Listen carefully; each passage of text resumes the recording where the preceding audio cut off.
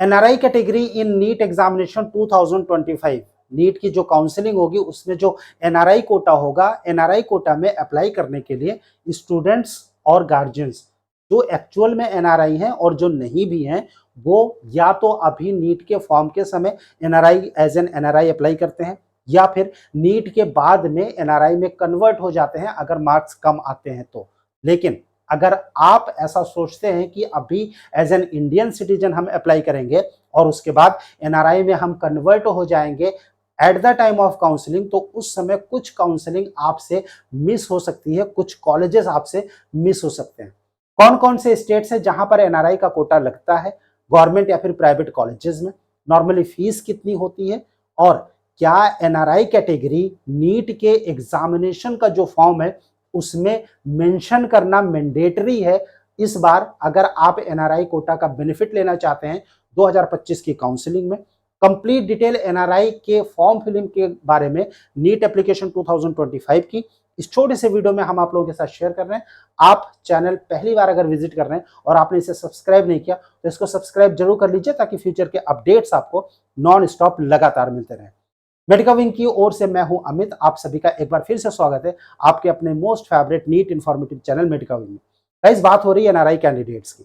NRI candidates, OCI candidates या foreign national, ये तीनों ही कैंडिडेट्स जो है वो एलिजिबल हैं नीट के एग्जामिनेशन के लिए, और इनका एडमिशन डिफरेंट गवर्नमेंट या फिर प्राइवेट मेडिकल कॉलेज में इंडिया में हो सकता है depending on the rules and regulation framed by that particular states in which these students wants to get admission in MBBS और BDS कोर्स। अब ये स्टेट कौन कौन से हैं जहां पर गवर्नमेंट की अगर हम बात करें तो सबसे पहले हम आपको बता दें कि जो चंडीगढ़ स्टेट है जहां पर कि जीएमसी चंडीगढ़ है, which is one of the best medical college, इस कॉलेज में प्योर एनआरआई कैंडिडेट ही एलिजिबल होंगे जो कि 3 साल से अपनी एजुकेशन के दौरान एक तो बाहर फॉरेन में रह रहे हैं, स्टडी वहां से कर रहे हैं, राइट, प्लस उन्होंने अगर नीट के फॉर्म में एनआरआई लिखा हुआ है तभी वो एलिजिबल होंगे। अगर इंडियन के तौर पर एग्जाम देते हैं तो फिर वो जीएमसी चंडीगढ़ में एडमिशन नहीं ले पाएंगे। दूसरे जो स्टेट्स हैं, पंजाब, जहां पर कि गवर्नमेंट और प्राइवेट दोनों ही टाइप के कॉलेजेस में एनआरआई का कोटा है, वहां पर बाद में as an NRI student apply कर सकता है, लेकिन वहां पर कैंडिडेट या फिर कैंडिडेट के गार्जियन का एनआरआई होना जरूरी है। स्पॉन्सरशिप पंजाब में नहीं चलती है। 2024 में काउंसलिंग अथॉरिटी की ओर से कोशिश की गई कि भाई जो स्पॉन्सर कैंडिडेट है उनको मौका दिया जाए एडमिशन के लिए, लेकिन वो केस जो है कोर्ट में पहुंचा और हाई कोर्ट ने उस पर स्टे लगा दिया। सुप्रीम कोर्ट से भी डिसीजन आ गया कि आप ऐसा नहीं कर सकते। 2025 की काउंसलिंग में क्या स्पॉन्सर कैंडिडेट पंजाब में अप्लाई कर पाएंगे या नहीं कर पाएंगे, वो देखने वाली बात होगी जब काउंसलिंग का rules and regulation Punjab state का रिलीज होगा तब।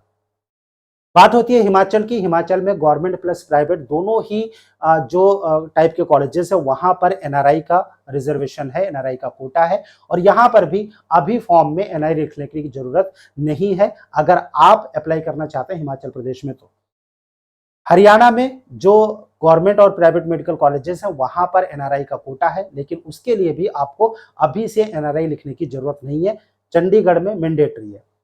गोवा में सिर्फ जो सीट्स हैं बहुत ही कम है, राइट, लेकिन वहां पर प्रेफरेंस भी उन्हीं कैंडिडेट्स को दिया जाता है जिनका कि एंसेस्टर बैकग्राउंड गोवा से बिलोंग करते हैं। वो एनआरआई कैंडिडेट एक्चुअल या फिर उनके गार्जियन हो वही अप्लाई कर सकते हैं, स्पॉन्सर वहां पर अप्लाई नहीं कर सकते। गुजरात में अभी से आपको एनआरआई लिखने की जरूरत नहीं है एप्लीकेशन में अगर आप गुजरात में अप्लाई करना चाहते हैं। तो पौंडीचेरी के केस में भी सेम है, आंध्रा के केस में भी सेम है। आंध्रा के प्राइवेट और गवर्नमेंट मेडिकल कॉलेजेस में 2024 से कुछ गवर्नमेंट कॉलेजेस ऐसे हैं जहां पर कि एनआरआई का कोटा लागू किया गया आंध्रा में, और वो अभी 2025 में भी लागू होगा।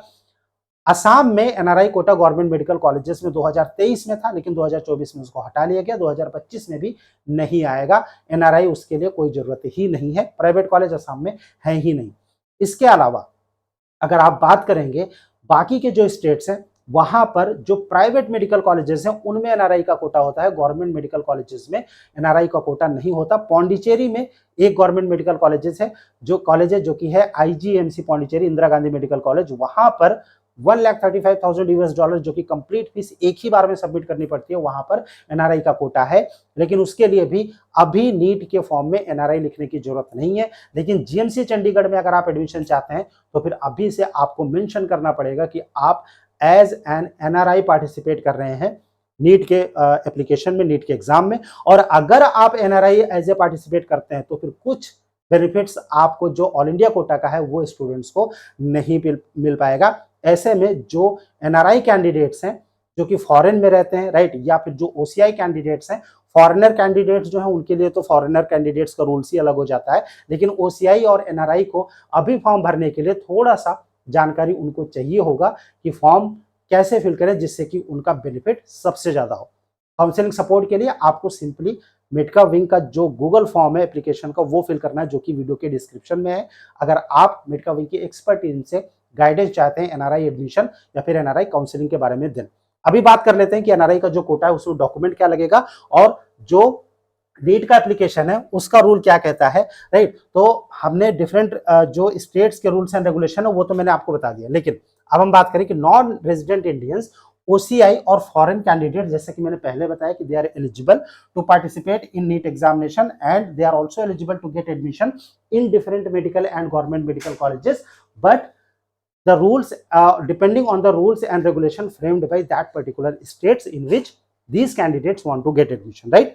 अब हम यहाँ पर अगर बात करें एलिजिबिलिटी ओसीआई कार्ड होल्डर्स के लिए, देखिए ओसीआई कार्ड होल्डर्स के लिए जो रूल्स एंड रेगुलेशन था वो एनआरआई से डिफरेंट होता था। लेकिन 2021 में एक रेट पिटीशन दायर की गई जिसका डिसीजन 2023 में आया और वहां पर यह बताया गया कि ओसीआई कैंडिडेट जो है उनको वो सारी फैसिलिटी मिलेगी जो कि एज एन इंडियन कैंडिडेट को मिलती है। अगर आप एज एन एनआरआई या फिर ओसीआई अप्लाई करते हैं ऑल इंडिया कोटा की काउंसलिंग में, राइट, और वहां पर अगर आप जो डीम्ड कॉलेजेस हैं या फिर जो गवर्नमेंट कॉलेजेस हैं जहां पर की, और जैसे कि एएमयू हो गया, एएमयू में एनआरआई कोटा है, जिपमर में एनआरआई कोटा है, राइट, यहां पर अगर एडमिशन लेना चाहते हैं तो वैसे केस में आप जब एनआरआई के तौर पर अप्लाई करेंगे तो आप जो मैनेजमेंट कोटा की सीट्स होती है डीम्ड की उसमें भी अप्लाई कर सकते हैं, प्लस जो एनआरआई कोटा की सीट होती है डीम्ड कॉलेजेस में उसमें भी अप्लाई कर सकते हैं। और अगर आप ओपन सीट और ऑल इंडिया कोटा की सीट्स के लिए अप्लाई करना चाहते हैं तो भी आप अप्लाई कर सकते हैं, क्योंकि ओसीआई कैंडिडेट्स को और एनआरआई कैंडिडेट्स को जो इंडियन स्टूडेंट्स का जो कोटा होता है वो मिल जाता है एनसीसी की काउंसलिंग में। लेकिन जो स्टेट का रूल होता है वो अलग अलग हो जाता है। वहां पर जो इंडियन नेशनल्स हैं उनको जो इंडियन स्टूडेंट्स को बेनिफिट मिलता है वो मिलता है स्टेट में, वहां पर एनआरआई को अलग कैटेगरी के तौर पे यूज किया जाता है और वो अलग ही मतलब सीट पर क्लेम कर सकते हैं जहां पर कि एनआरआई का कोटा है। और जहां पर एनआरआई का कोटा नहीं है वहां पर ऐसे students as an Indian citizenship benefit नहीं ले पाएंगे। जो डीम्ड कॉलेजेस हैं वहां पर आप NRI quota plus management quota दोनों में अप्लाई कर सकते हैं अगर आप एज एन एनआरआई पार्टिसिपेट कर रहे हैं काउंसलिंग में तो, राइट। सो जो रूल्स एंड रेगुलेशन की हम जब बात कर रहे थे तो फिर जो रिट पिटीशन दायर की गई थी 2021 में उसका डिसीजन आया था, उसमें ओसीआई कैंडिडेट को एनआरआई के सारे बेनिफिट के तौर पर इस्तेमाल मतलब वो अपना सारा बेनिफिट यूज कर सकते हैं जो भी एनआरआई कैंडिडेट को मिलेगा। सो ओसीआई को एज एन एनआरआई ही ट्रीट किया गया और वो सभी बेनिफिट्स उनको मिलेंगे जो कि एनआरआई कैंडिडेट को या फिर मैनेजमेंट कोटा में इंडियन कैंडिडेट्स को मिलता है, राइट, जो कि डीम्ड कॉलेजेस में होता है। स्टेट की जो काउंसलिंग होती है वो डिफरेंट होती है। सो अगर आप नीट 2025 का एप्लीकेशन भर रहे हैं तो उसमें एनआरआई में अगर आप अप्लाई कर रहे हो तो फिर डॉक्यूमेंट कौन कौन सी जरूरत पड़ेगी अगर हम उसकी बात करें तो आपको अभी ही ओसीआई फॉरेनर सर्टिफिकेट या फिर एनआरआई सर्टिफिकेट, राइट, ये डॉक्यूमेंट्री प्रूफ के तौर पर आपको अपलोड करना पड़ेगा, राइट। और ये आपको जो सर्टिफिकेट है ये आपका काउंसलिंग में भी लगेगा।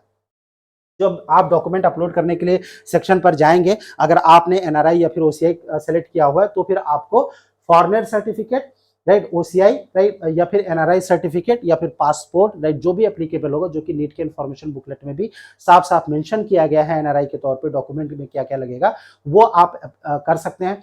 जो नीट का इन्फॉर्मेशन बुकलेट है उसमें एनआरआई कैंडिडेट, ओसीआई या फिर फॉरेनर कैंडिडेट्स के लिए फॉर्मेट दिया गया है सर्टिफिकेट का, उसको आप अपेंडिक्स के तौर पर जो कि इंफॉर्मेशन बुकलेट में अटैच है आप उसका प्रिंट निकाल के आप अपने एम्बेसी से सर्टिफिकेट बनवा सकते हैं उस कंट्री की, राइट, ताकि आप उसको अपलोड कर सकें और आपको एनआरआई कोटा का बेनिफिट नीट के एग्जामिनेशन 2025 में मिल सके। हालांकि आपका अगर कोई क्वेश्चन होता है, कुछ पूछना चाहते हैं एनआरआई कैटेगरी के फॉर्म फिलिंग के बारे में या फिर काउंसलिंग के बारे में 2025 की, आपको सिंपली एक व्हाट्सएप करना है। स्क्रीन पर जो नंबर शो हो रहा है इस नंबर पर, या फिर आप हमें डायरेक्ट कॉल भी कर सकते हैं इस नंबर पर। हमारी टीम आपको गाइड करेगी। काउंसलिंग में या फिर एडमिशन का जो प्रोसेस होता है एनआरआई का, उसमें अगर आपको गाइडेंस एक्सपर्ट टीम की चाहिए मेडकविंग की, आपको एक गूगल फॉर्म फिल करना है जिसका कि लिंक वीडियो के डिस्क्रिप्शन में है। Stay tuned with us. Thank you for watching मेडकविंग। Thanks a lot.